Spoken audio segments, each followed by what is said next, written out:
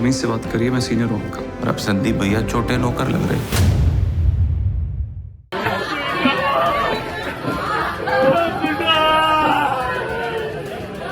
उत्तर प्रदेश का कानपुर इस वक्त बेहद चर्चा में है। यहाँ एक कारोबारी के बेटे की हत्या उसकी ट्यूशन टीचर ने अपने बॉयफ्रेंड के साथ मिलकर कर दी।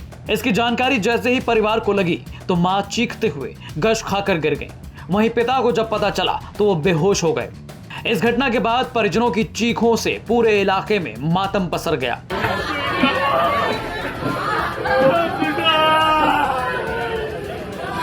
बच्चे के परिजन गहरे सदमे में हैं।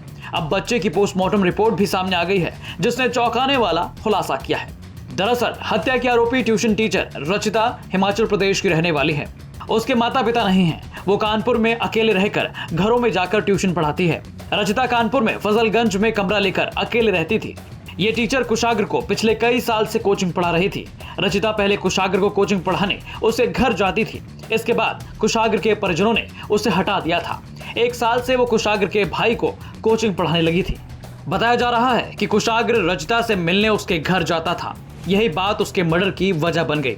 दरअसल रचिता का प्रभात शुक्ला नाम के लड़के से भी अफेयर चल रहा था। प्रभात को जब पता चला कि कुशाग्र भी रचिता से मिलता है तो ये बात उसे नागवार गुजरी।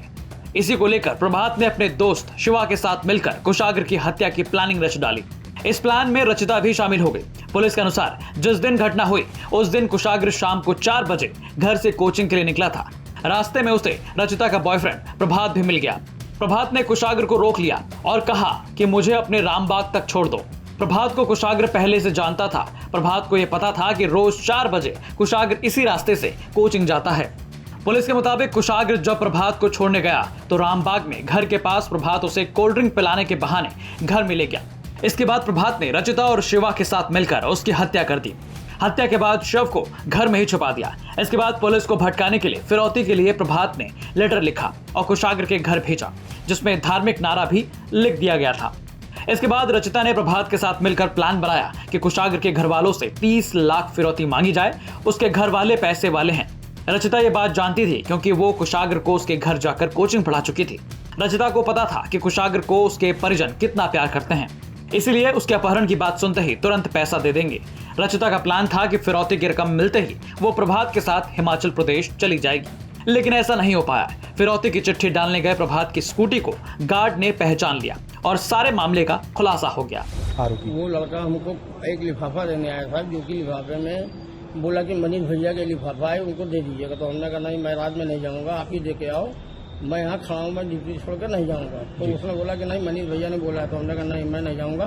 और वो फिर जाने लगा। तो हमने कहा ये हेलमेट और अपना रुमाल उतार देना। तो उसने साइकिल में जाके गेट के पास किनारे उतारी और ऊपर चला गया। जिसके बाद मैंने बाहर निकले तो मैंने देखी गाड़ी में उसके नेम प्लेट में काली का थोड़ा पुता हुआ था। पीछे नेम प्लेट देखी कि नंबर क्या इसका, तो उसमें पता चला कि रुमाल बंधा हुआ था, जो कि रुमाल हटाने के बाद गाड़ी का नंबर UP 78 ED 2204।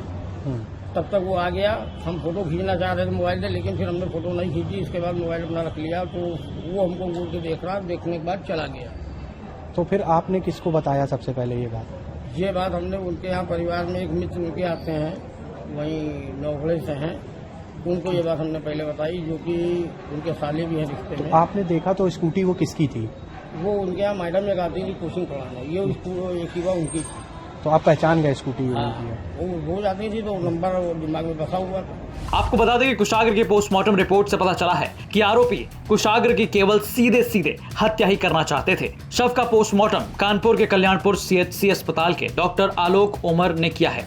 पुलिस ने पंचनामे में कुशाग्र के चेहरे पर खरोच के निशान पाए थे, जिसके बारे में डॉक्टर का मानना है कि हत्या के बाद उसकी बॉडी घसीटी गई है, उसी से उसको खरोच लगी है। बहरहाल इस मामले के बाद पूरे इलाके में मातम पसरा है। परिवार का रो रो कर बुरा हाल है। परिवार के पास अब कुछ बचा नहीं है सिवाय अफसोस के। कानपुर से रंजय सिंह की रिपोर्ट, UP तक।